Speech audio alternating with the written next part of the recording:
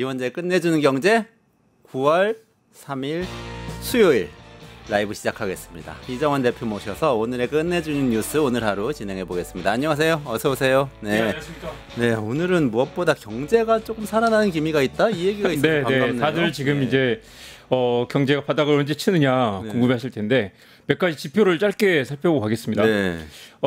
그림 한번 보여주시고 2분기 성장률이죠. 이게 7월에 일단 속보치가 발표되고 이게 이제 최종 확정치가 오늘 나왔는데 네네네. 보시면 이제 이 맨 마지막이에요. 그래프 좀 보여주시죠. 네. 맨 마지막 오른쪽에 0.7이 올랐습니다. 2분기에. 그러면 이제 이게 뭐 큰 그림 보시면 2020년부터 코로나 팬데믹 이후에 이제 바닥을 쳤다가 확 올랐다가 이제 쭉 꺾이기 시작했죠. 그리고 안타깝게도 그 윤석열 정부 3년 동안은 거의 0%대 아니면 1% 겨우 넘거나 말거나 그리고 작년은 거의 그냥 그 0.2, 0.1 그 정도 됐죠. 그리고 1분기는 특히 마이너스 0.2% 네. 이거는 계엄 선포 이후의 상황이 맞습니다. 영향을 줬다고 볼 수 있겠죠. 그래서 사실은 이게 뭐 별거 아닌 것 같지만 0%대 성장률이라는 건 사실 이게 IMF 그다음에 글로벌 그 리먼 브라더스 사태 그다음에 코로나 팬데믹 3번 말고는 없었던 위기거든요. 그렇죠. 그런데 이게 이제 2분기 0.7까지 그것도 우리 예상보다 0.1% 포인트가 올랐다는 건 이것만으로도 꽤 긍정적인 신호라고 할 수 있습니다. 2분기면은 4월부터 6월까지잖아요. 네네, 그러니까 그렇습니다. 딱 윤석열 씨의 파면이 결정되고 나서의 네네. 분기라고 할 수 있고 그다음에 이재명 대통령이 취임한 거는 이제 6월까지인데 6월 한 달 정도가 포함된 거고. 그리고 뒤에 보겠지만 이 마지막 한 달이 포함되어 있지만 여기에 이제 소비 쿠폰 효과도 있어서 2분기에 수출과 소비가 둘 다 좋았다라는 평가가 나옵니다. 근데 사실 갸웃하실 텐데 수출은 지금 관세 전쟁 때문에 굉장히 안 좋지 않았나 싶기도 할 텐데 우리 지난 시간에 봤던 것처럼 자동차는 여전히 관세 충격을 일단 기업들이 끌어안고 있으면서 수출은 계속 하고 있고요. 반도체라든가 여러 가지 밀고 안 좋은 게 있는데 미국 수출 말고 다른 데는 다 좋아요. 그러니까 미국 수출이 일부 안 좋았지만 다른 데 수출이 좋아서 지금 수출이 안 좋은 상태는 아닙니다. 이게 미국이 물론 비중이 크긴 하지만 미국만 있는 건 아니니까. 또 미국 비중이 낮아지기도 했죠. 이 그림도 보시면 이제 이게 87년부터 쭉 본 건데요.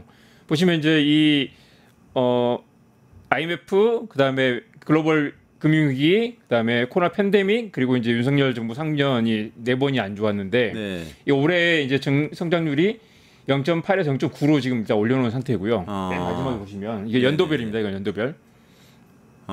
연도별. 네, 연도별로 연도별 보면 이제 올해가 0.9인데 잘하면 1.0을 넘을 수도 있겠다라는. 올해는 전망치인 거죠? 전망치입니다. 그러니까. 올해 한국은행이랑 다 0.9까지 잡았는데 이게 0.8, 0.9 왔다 갔다 합니다. 그런데 이게 이제 2분기가 좀 좋았기 때문에 하반기에 좀 잘하면 1.0을 회복할 수도 있겠다라는 전망이 나옵니다. 그러니까 이게 1.0이 안 된 게 4번 올해가 4번째가 될 수도 있는데 잘하면 넘을 수 있다라는 거고요. 1.0을 넘는다. 그걸 굉장히 어려운 과제라고 사실은 봤는데 어쩌면 될 수도 있겠다. 이런 희망이 생겼다는 얘기네요. 소비하고 수출 잠깐 그래프 한번 볼게요. 이게 이제 소매 판매액 소비죠. 소비를 월별로 나타낸 건데요. 보시면 이제 지금 윤석열 빨간색에다가 윤석열 3년 우리가 어떻게 보냈는지 이걸 보면 알 수 있습니다. 그러니까 아시겠지만 코로나 팬데믹 이후에 다들 경기가 어려운데 지출 줄이고 뭐 정부 재정 지출 축소하면서 경제가 파탄이 났죠. 그게 지난 3년이었고 지금 마지막 2025년 들어서 지금 월별인데 6월, 7월 돼서 반짝 오른 걸 볼 수 있습니다. 특히 7월에 이제 2.4% 올랐는데 이거는 명백하게 소비 쿠폰 효과가 반영된 거고요. 그래서 그렇군요. 이 길고 오랜 이 빨간색 구간을 이제 막 벗어나는 단계. 8월에 좀 더 오를 수도 있고요. 이게 조금 유지되면 좋겠는데요. 소매 판매액도 늘어나고 아까 같은 그래프인데 이렇게 구간을 달리한 겁니다. 보시면 2020년부터 다시 본 건데 이거 보시면 이제 2021년에는 당시 이제 재난지원금 효과가 좀 있었고 그게 끝나고 나서 이제 윤석열 정부 3년 동안 거의 바닥을 마이너스를 계속 치다가 이제 막 6월에 0.3, 7월에 2.4까지 올라 있는 상태입니다. 수출도 보시면 수출도 지금 이제 계속 좀 안 좋다가 지금 이제 올해 2025년 지금 그 6월, 7월 약간 반등을 했죠. 수출도 지금 조금 살아난 상태. 이거 월별로 본 거죠. 이거 월별로 본 겁니다. 그러니까 6월, 7월에 어쨌든 뭐 이재명 대통령이 취임하고 나서 조금 살아나고 있는 기미는 있다. 근데 물론 이게 미국발 관세 효과가 다 반영이 된 건지 아닌지 모르죠 아직은. 관세 효과는 아직 이제 등장도 안 했으니까 관세 효과가 이제 이제 만약에 이제 관세 확정이 되고 기업들이 그 수출 단가에 반영하게 되면 이제 그 소비자가에 반영하게 되면 그때 위축될 수도 있을 텐데 아직까지는 떠안고 있죠 기업들이. 그렇죠. 가격 안 올리고. 그리고 사실은 관세 협상은 아직도 진행 중이라서 이게 확정된 게 아니고 더 올라갈 수도 있고 내려갈 수도 있는 아직 불확실한 상황이기 때문에 지금은 기업들이 이걸 일단 하던 대로 그 가격에 반영하지 않는 상태입니다. 그런데 수출은 미국의 수출은 또 많이 늘었고요. 네네네. 이 아마 아까 이제 내수하고 지금 수출만 봤는데 건설 투자도 조금 늘었고 정부 지출 늘리면서 지식자산 생산물 투자 거기도 조금 올라서 전반적으로 R&D 투자가 늘어나면서요. 이제 새 정부 들어서면서 조금 지표가 개선되고 있는 모습을 볼 수 있습니다. 그렇군요. 좀 계속 이어지면 좋겠는데 결국에는 올해 1% 성장이 가능하냐 1% 넘으면 대박인데 지금 그런 분위기죠. 추경 효과가 있고 그다음에 이제 이 또 2차 소비 쿠폰 나오죠. 이달 22일부터 나오는데 10만 원 정도부터 시작되는데요. 나오는 하위 90% 상위 10%를 빼고 10만 원씩 나올 텐데 그게 되면 또 한 번 이제 소비가 탄력을 받을 수 있습니다. 그래서 약간의 워낙 경제가 안 좋지만 지금 최악의 상황에서 정권을 넘겨받았지만 약간의 바닥을 치고 있는 상태라고 할 수 있습니다. 그렇군요. 알겠습니다. 계속 업데이트 해주시면 좋겠는데 계속 쭉쭉 올라가면 좋겠는데 그렇네요. 어쨌든 소비 쿠폰 등등 여러 가지 방법을 통해서 정부가 적극적인 역할을 해서 내수를 살리는 것이 현재로서는 효과가 크게 있다. 이렇게 생각해 볼 수 있겠네요. 다음에 이거 너무 자극적인 얘기라 이게 진짜예요? 트럼프 사망설? 트럼프 미국 대통령이 사망했다는 소식이. 그림 한번 보여주십시오. 일단 뉴욕타임즈고요. 세계 가장 공신력이 있다는 뉴욕타임즈가 트럼프는 살아있다라는 기사를 냈어요. 트럼프는 살아있다네 제목이. 그렇지만 인터넷은 믿지 못하고 있다라는 이야기 제목을 냈는데 이게 뉴욕타임즈 나온 기사예요. 뉴욕타임즈 제목이에요. 이건 포브스 기사인데요. 트럼프가 이 사망설 루머에 대한 해명을 했다. 나는 듣지 못했다라는 건데. 당신 사망했다는 뉴스 봤습니까? 기자들이 트럼프 사망설 들어보셨습니까? 그랬더니 이것도 이상한데. 잠깐만, 그러면 트럼프 사망 안 했다는 거잖아요 지금. 나와서 그렇죠. 사망설을 아니라고 얘기했으니까. 그 이야기 말씀드릴 텐데 일주일 동안 지금 사라졌다 나타난 겁니다. 그래서 이제 일주일 동안 사라졌다가 그래서 나타났어요. 트럼프가 보통 하루에도 몇 번씩 그 트루스 소셜에 글을 남기고 계속 기자를 만나고 뭐 하잖아요. 근데 일단 사흘 동안 TV 카메라에 나타나지 않았다는 것만으로 사람들이 충격을 받았고요. 그리고 이제 이 그림 보세요. 이게 이제 트루스 소셜에 지난 토요일 날 Never felt better in my life. 이보다 더 좋을 수 없다 내 삶이. 그런 걸 썼는데 이 글 자체가 뭔가 좀 생뚱맞잖아요. 그러네요. 원래 트럼프가 좀 이상하긴 하지만 그리고 그래서 이 글이 이제 트럼프가 죽은 거 아니냐 이야기 나왔을 때 이걸 올린 거예요. 그래서 이것도 페이크 아니냐, 사람 속이려고 이렇게 누가 대신 올린 거 아니냐. 그러니까 갑자기 뭐 이 사람이 아프거나 아니면 뭐 심각한 상황인데 모습은 드러내지 않고 이런 이상한 그 알 수 없는 저기 올리니까 그래서 이제 트럼프가 이것 때문에 사람이 더 의심을 한 거예요. 죽은 거 아니냐, 죽었는데 이걸 누가 감추려고 이렇게 계속 이 소셜만 계속 굴리고 있는 거 아니냐라는 의혹이 나왔고요. 근데 이 그림 다시 보세요. 그 트럼프가 나는 그거 듣지 못했다고 그래요. 트럼프처럼 뉴스 열심히 보고 자기 기사 찾아보는 사람이 사망설에 대해서 계속 조용히 하고 있다 갑자기 나타나서 들어보지 못했다라고 말한 것도 참 이상합니다. 사망설이 일주일 동안 여기저기 언론에 나온 거예요. 그렇죠. 계속 나왔고 주류 언론에도 이게 그 트위터에서 해시태그로 트럼프 is dead, 트럼프 death 아니면 where is 트럼프라는 그 해시태그가 인기 해시태그 올라가지고 사람이 다 그걸 검색하고 방금 보셨다시피 수많은 언론에서 이거 죽었다는 의혹을 퍼뜨리지 않았지만 죽었다는 의혹이 돌고 있다라는 뉴욕타임즈 같이 점수하는 신문까지도 트럼프 사망설을 얘기할 정도로 이게 심각한 상황이었죠. 이게 우리나라 대통령 사망설이라고 그러면은 이거 그렇습니다. 그거를 예를 들어서 뭐 조선일보니 한겨레니 뭐 뉴스토마토니 이런 유력 언론들이 보도를 한다는 거는 이거 큰 일이잖아요. 그렇습니다. 사실. 이 그림도 한번 보세요. 이게 트럼프 아마 보신 분들 있겠지만 트럼프 손에 이렇게 멍 자국이 있잖아요. 이게 이제 주사 자국이 아니냐라는 이야기도 나왔고 이게 이제 뭐 이제 링거를 맞는 자국 아니냐라고 했는데 트럼프는 또 악수를 많이 해서 그렇다라고 또 해명을 했어요. 근데 이것도 약간 이상하고 악수를 많이 하면 손등에 멍이 드나? 아 그렇습니다. 이 그림 한번 보세요. 이거는 이제 그 손등에 뭘 붙였네. 밴드를 붙이고 나왔잖아요. 그래서 트럼프가 뭘 숨기고 있는가, 뭐 진짜 심각하게 아픈 거 아니냐라는 얘기도 왔고, 뭐 이제 과거 이렇게 심슨의 한 장면, 심슨이 하다가 이제 심장마비로 쓰러지는 장면이 있었죠. 이걸 가지고 다시 사람들이 소환하면서 실제로 뭐 좀 문제가 있는 거 아니냐라는 얘기도 많이 했었습니다. 그래서 이 뭐 백악관은 이 악수를 많이 해서 이 아스피린 그 투약을 받았다라고 얘기하는데요. 지금 이게 이런 이야기가 나온다는 것 자체가 어떻게 보세요? 이게 일단 불확실한 그렇죠. 그리고 전 세계에 이렇게 이 굉장히 그 언제 쓰러질지 모르는 노인에게 그 변덕스러운 노인에게 전 세계 경제가 지금 다 휘둘리고 있는 상황. 경제뿐입니까? 지금 우크라이나에서 가자 지구에서 막 사람들 죽어 나가고 있고, 남의 영토 러시아는 영토 우크라이나 영토 침범해가지고 지금 진격하고 있고 막 복잡한 이스라엘은 가자 들어가서 그렇습니다. 지금 인종 청소하고 있고 막 이런 상황인데 79살인데다가 실제로 그 뭐 과거 한때 그 코로나 팬데믹 그 코로나 바이러스 걸렸을 때는 심각한 위독 상황까지 갔었다라는 루머도 있었죠. 그런 루머에 제대로 지금 해명하지 못하고 있는 상태고요. 네네. 그래서 그때 또 썼던 그 트위터 중에 트루트 소셜 중에 이런 게 있었어요. 이거 한번 그 자막 한번 봐주실래요?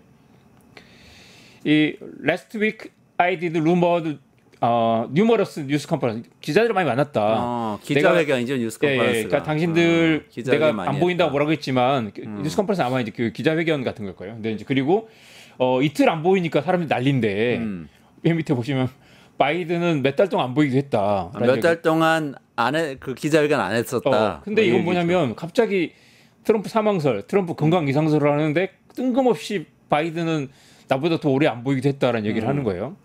그 말 자체도 챙기는 게 있으니까 그런 그것도 그렇고 이게 평소에 트럼프처럼 이렇게 자신감 넘치는 게 아니라 갑자기 바이든은 나보다 더 영감탱이야라는 그런 느낌으로 말을 하는 건데 트럼프답지 않다. 그다음에 트럼프가 도대체 진짜 아팠던 거 아니냐? 그리고 이제 뭐 중간에 골프를 쳤다고 하지만 트럼프가 거의 일주일 가까이 나타나지 않고 그리고 뭘 했는지 모르는 상황에 있었던 건 또 지금처럼 관세 전쟁을 이렇게 벌여놓고 수많은 전쟁 그 와중에 있는 데다가 또 이제 그 루머에 힘을 실어준 게 이게 있었습니다. 이 그림도 한번 잡아 주십시오.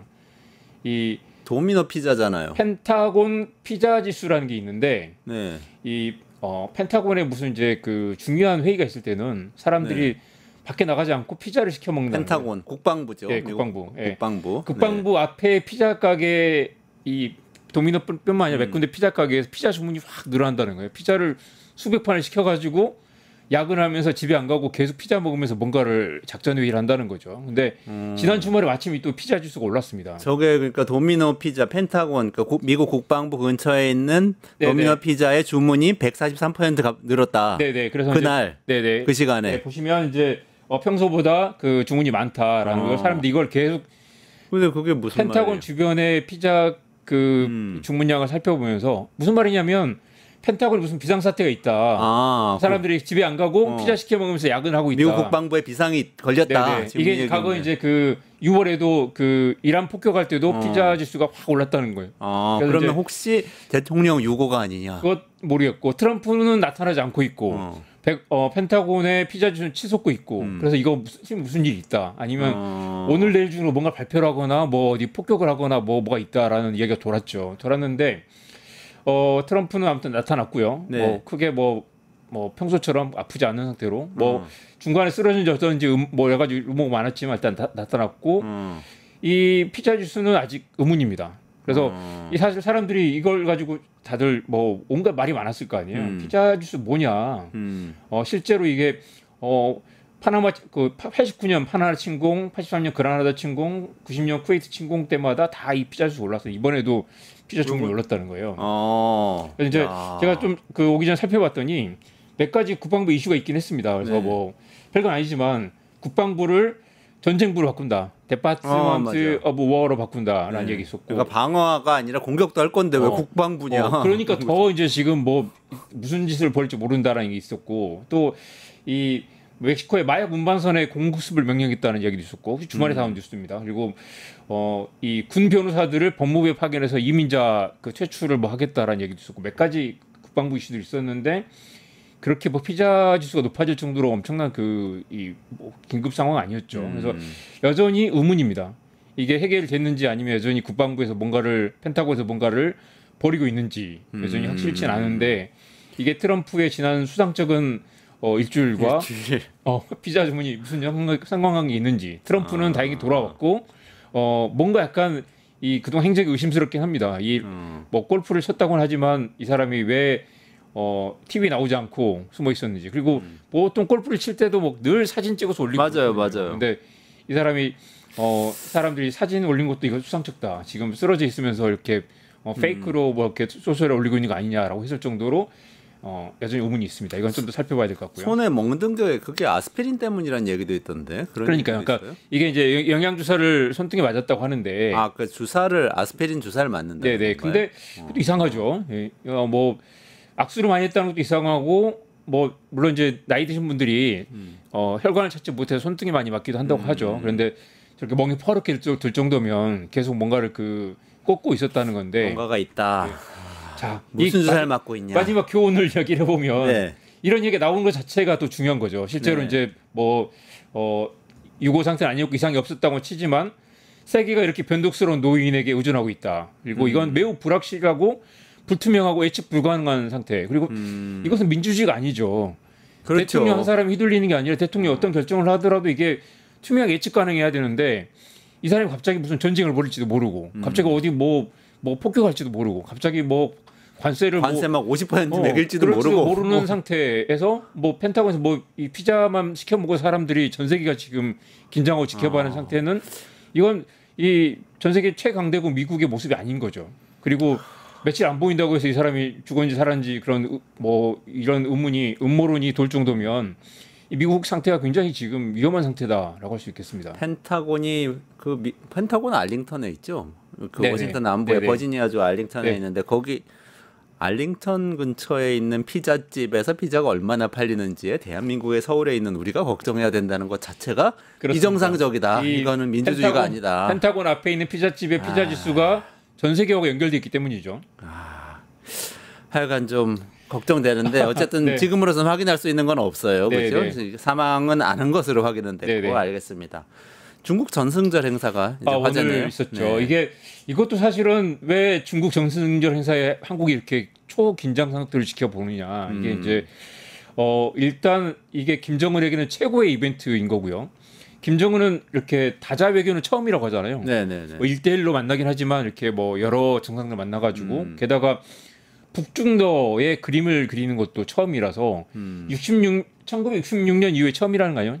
1959년 이후에 66년 만에 처음이라는 겁니다. 그렇죠. 그러니까 그때 김일성만 해도 서열이 마오쩌둥의 옆자리였다는 거예요. 그러니까 그때만 해도 이제 북한이 아주 중요한 상대는 아니었는데 지금도 사실은 북한의 국력이 아주 세진 않지만 그 지정학적 위치 때문에 시진핑의 왼쪽에 바로 나란히 서가지고 그 열병식을 지켜봤습니다. 이것 자체가 북한의 굉장히 높은 위상 그리고 지정학적 위치 그다음에 핵 보유국으로서의 또 강력한 어떤 이제 이 영향력을 상징하는 사건이죠. 자기 딸 12살 딸인 김주애를 데리고 갔는데 이것도 또 놀랍죠. 김주애 데리고 갔어 결국은. 이 부인을 자꾸 노출 안 시키고 심지어 뉴욕타임즈가 얼마 전에 사진을 내보냈는데 사진 분석 기사를 냈는데 이 이설주는 빠지고 김주애를 계속 메인에 내세우고 이설주도 가긴 갔죠 이번에. 잘 화면에 드러나지 않았습니다. 근데 이제 세 사람이 있는 걸 보면 김주애를 앞에 내세우고 이설주 뒤에 있거나 아니면 어머니보다 더 앞에 나오는 그런 이미지들이 많이 나타납니다. 그래서 이제 또 김정은도 건강이 좀 안 좋은 거 아니냐. 그런 설도 있고. 담배를 너무 많이 피고 또 이 키는 169 정도 되는데 몸무게 140kg이라는 거예요. 그래서 이제 건강이 안 좋다. 그리고 이 사람이 갑자기 건강이 안 좋을 걸 대비해서 지금 벌써 4세 후계 구도를 만드는 거 아니냐 이렇게 나오는데 이 오늘 데리고 옴으로써 완전히 공식 국제 무대에 김주애가 우리 후계자다라는 걸 천명하는 그런 모양새였고요. 그리고 이제 이 북중러 여기에 이제 또 이렇게 관심이 가는 건 한미일 북중러 구도가 완전히 고착화되면서 이게 완전히 이제 대결 구도로 가는 거잖아요. 그래서 이제 우리가 문재인 대통령 때만 해도 북한과 미국의 그 관계를 조종하는 운전자 역할을 했다면 이제는 이제 완전히 전선이 나뉘어서 한국이 사실은 이제 그 한쪽 편에 설 수밖에 없는 상황, 중재자로서 역할을 사실 쉽지 않은 그런 국면이라는 걸 오늘 전승절 행사가 좀 보여주는 상황입니다. 전에 박근혜 전 대통령도 갔었죠. 네네. 정부의 전승절에. 네, 박근혜 대통령은 시진핑 오른쪽에 앉았었고, 그런데 이제 이번에는 박근혜 한국 이제 국회의장은 갔는데 그렇게 그 외우를 받지 못했죠. 그리고 이제 한국 대통령은 강하게 지금 미국과 좀 이제 가까워지는 모양새고 중국과는 좀 이렇게 소원한 그런 상태입니다. 아니 뭔가 또 이렇게 북중러가 뭉치는 걸 보여주면 네. 트럼프가 화낼 것 같은데. 그렇습니다. 반응 없었어요. 예, 트럼프가 처음에는 쿨한 척 가서 죄송합니다. 처음에는 뭐 별거 아닌 것처럼 신경을 쓰지 않는 것처럼 했는데 또 트루스 소셜에 미국에 대항할 모의를 하면서라는 표현을 썼어요. 이거 이제 또 그래서 해석하는 사람들은 발끈한 거 아니냐 트럼프가. 아니 근데 사망설이 있으신 분이 또. 그렇습니다. 그러니까 이제 이게 다들 보면서 그랬죠. 이게 오늘 열병식이 정확히 트럼프가 좋아할 것 같은 이벤트인데 원래 이제 트럼프도 작년에 올해 초에 저기를 했었죠. 군사 퍼레이드를 했었죠. 근데 아마 그때 보신 분들 기억하시겠지만 미국의 열병식은 북한이나 중국과 비교하면 그런 가오가 안 살거든요. 그때 정말 덜렁덜렁 막 걸어다니고 그렇죠. 병사들 진짜 폼 안 났어요. 대우도 받지 않고 게다가 이렇게 뭐 덜렁덜렁하고 그렇죠. 근데 이 중국의 이 위압적인 규모의 퍼레이드를 보고 트럼프는 약간 부러웠을 수도 있고요. 그리고 이 사람은 어디면 좀 끼고 싶어 하잖아요. 자기가 주인공이 되고 싶어 하는데 이 거대 퍼레이드를 자기를 빼놓고 게다가 지금 얼마 전에 이재명 대통령이 가서도 김정은을 만나봐라 했을 때 활짝 웃으면서 좋아했잖아요. 맞아. 내가 노벨 평화상을 받아야 되는데 그런데 이 작당이란 미국에 대항한다는 표현을 썼어요. 이 북중러가 모여가지고 자기들끼리 이렇게 파티를 벌이고 있는 걸 보고 기분이 좀 안 좋았던 것 같아요. 이제 적대적인 외국 침략자를 상대로 자유를 확보하는데 미국이 막대한 양의 지원과 피를 시진핑 언급해야 된다. 굉장히 좀 뭔가 불편한 그런 속내를 드러냈습니다. 본인은 사망설이 돌고 있고 저쪽에 이 바다 건너편에 본인이 악당이라고 생각하는 사람들 셋이 모여가지고 막루 위에서 같이 손 흔들고 있고 젊어 보이고 이러면 화는 나기는 나겠어요. 나는 빠졌고. 김정은 자동차 번호가 화제던데 이거는 무슨 얘기예요? 727-1953인데 김정은이 차를 계속 많이 바꿨어요. 근데 이 과거 김정일 때는 이 김일성 생일을 번호판으로 썼다는 겁니다. 그런데 이제 김정은 들어서면서 번호판을 727-1953으로 바꿨는데 이게 1953년 7월 27일. 727-1953. 네, 한국 전쟁 정전 협정입니다. 전쟁이 끝난 날인데 이게 사실은 이제 미국에 승리했다는 의미로 북한의 전승절입니다. 그래서 북한이 미국에 승리했다고 하는군요. 그런데 거기서는. 이게 좀 섬뜩한 게 1953년 7월 27일을 자동차 번호판에 새기고 다닌다라는 건 이게 우리가 이날 잊지 않겠다. 우리가 미제를 타도한 날이다라는 걸 계속해서 각인하고 다닌다는 거죠. 그래서 지난 이제 몇 년의 역사를 보면 김정은은 계속해서 북한과 다이다이 뜨면서 그리고 핵 미국과 다이다이 뜨면서 핵 보유국 미국과 다이다이 뜨면서 핵 보유국으로서 지위를 확보하고 이걸로 어떤 이제 북한의 성장과 새로운 어떤 이제 입지를 굳히려는 그런 전략을 갖고 있는 거죠. 트럼프 보라고 그러는 것 같은데요, 저는. 관심을 끌려고. 그렇겠죠. 네. 그런 느낌도 듭니다. 뭐 어떻게 될지 한번 지켜보겠습니다. 자, 다음 MBK. 금융감독원장이 MBK 조사를 지시했어요. 네네.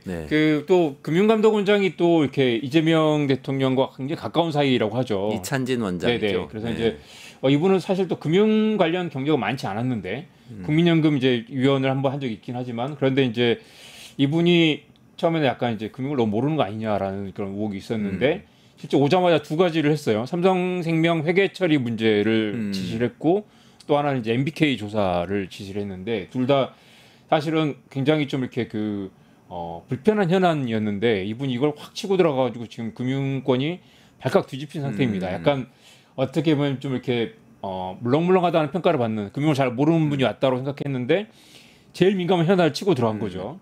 그래서 이제 이 그림 한번 보실래요? 홈플러스가 요 MBK 조금 설명해 주셔야 될 것 같아요. 네네. 많은 분들이 또 기억이 가물가물 하실 것 같은데. 그러니까 이제 사모펀드인데 사모펀드는 이제 기업을 사가지고 이익을 막 뺀 다음에 비싸게 되팔아먹는 그런 이제 사모펀드잖아요. 근데 이제 보시면 홈플러스. 네, 홈플러스 2016년에 홈플러스를 사가지고 MBK 산 뒤로 적자가 엄청 났죠.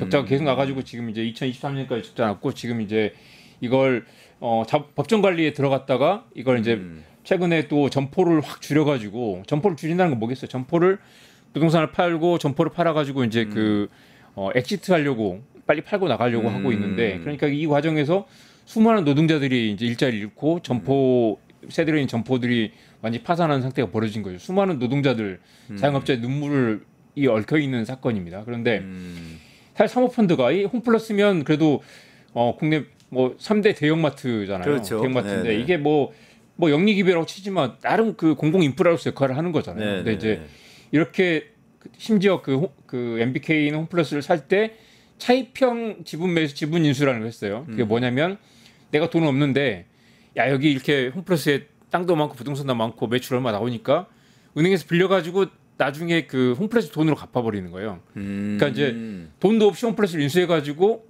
홈플러스 이익 난 걸로 이 빚을 갚는 상황. 그 과정에서 이렇게 적자가 나오고 많은 사모펀드들이 그런 일을 벌이는데요. 멀쩡한 부동산을 팔고 거기 세대로 사는 거예요. 그러면 어떻게 되겠어요? 우리 땅이면 보통 땅을 가지고 있으면 자기 건물이면 뭐래도 망하진 않잖아요. 그렇죠. 근데 땅을 팔고 이익 난 거는 대주주가 가져가고 거기에 월세를 내게 되면 수익성이 떨어지겠죠. 그러니까 우리가 예를 들면 홈플러스가 마트 점포를 땅과 건물을 갖고 있는 곳에서 그걸 인수를 한 다음에 땅과 건물을 팔아버리고 그 돈으로 인수 대금을 갚고. 그렇죠. 은행에 갚고 어차피 자기 회사니까. 그러면 갚고, 적자가 날 거 아니에요. 그 임대료를 내야 되니까. 임차에서 써야 되니까. 그 적자를 또 감수해서 이렇게 그렇습니다. 영업이익이 마이너스가 그러면 되고. 이제 이렇게 마이너스 나면 또 뭐라겠어요. 프로모션도 못 하고 그다음에 뭐 점포 리모델링도 못 하고 계속해서 찌그러지는 거죠. 이게 홈플러스의 지난 10년이었습니다. 그래서 이제 홈플러스 MBK 파트너스의 먹튀를 어떻게 할 거냐라는 게 이제 사회적으로 굉장히 화제가 됐었는데 새로운 금융감독위원장이 이제 이걸 이거 먹튀 아니냐 조사해보자라고 한 거예요. 근데 이분이 이렇게까지 뭐 약간 기대가 없었거나 아니면 우려도 많았는데 오자마자 이걸 세게 치고 나가가지고 좀 이렇게 새롭다라는 그런 느낌을 주고 있습니다. 사실은 그동안 이제 사모펀드는 다들 그렇게 생각하지만 시장에서 어쩔 수 없는 거, 자본시장의 생리 그리고 어떤 이제 사모펀드가 이렇게 좀 굴러가야 적대적 M&A도 있어야지 경제 활성화된다고 생각을 하죠. 근데 이런 약탈적 사모펀드를 어떻게 할 거냐, 이건 이제 사실 건들지 못하는 그런 부분이었는데 만약 조사를 한다고 해도 어떤 게 나올지는 모르겠습니다. 국민연금하고는 무슨 관계가 있는 거예요? 국민연금이 이제 이 이찬진 원장이 전에 이제 국민연금에서 이제 그 기금 심사 운영위원을 했기 때문에 이게 유일한 이제 금융권 경력이었습니다. 이제 국민연금 지분이 일단 국민연금이 나서서 이제 이걸 주주로서 행사를 해야 된다 그런 주장도 계속 했었고요. 이분이 생각하는 건 이제 주주 가치, 또 이재명 정부의 가치하고 맞잖아요. 주주 가치를 극대화하지만 이건 주주 가치를 또 훼손하는 그 행태라서 이걸 좀 이렇게 들여다보려는 것 같습니다. 알겠습니다. 하나만 더 살펴보죠. 관광객들이 그렇게 많이 외국에서 몰려오고 있다는데 올해 1,000만 명이 벌써 넘었다는 얘기가 있더라고요. 이 그림 한번 보실까요? 이게 이제 한국 관광객 수인데요. 물론 이제 보시면 그 코로나 때 한 3년 정도 줄었다가 지금 이제 작년에 1,637만 명, 그리고 올해는 지금 이제 7월까지 1,056만 명인데요. 이렇게 되면 이제 대략 환산하면 이것만으로도 올해 1,800만 명이 넘을 거고요. 비율로 환산하면.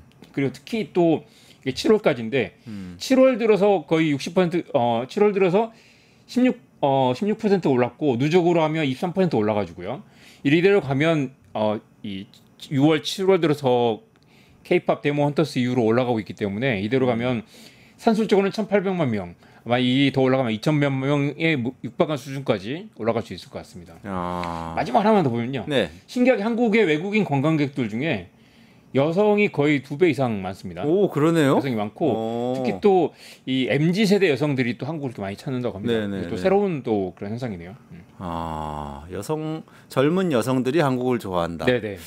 재밌네요. K-팝 데몬 헌터스 현상하고도 연결이 될 수도 있겠네요. 그거는 이제 6월 20일에 나왔으니까 이제 7월에 이제 막 반영이 됐고 그러네. 아마 8월과 9월 되면 더 폭발적으로 늘어나지 않을까라는 기대가 있습니다.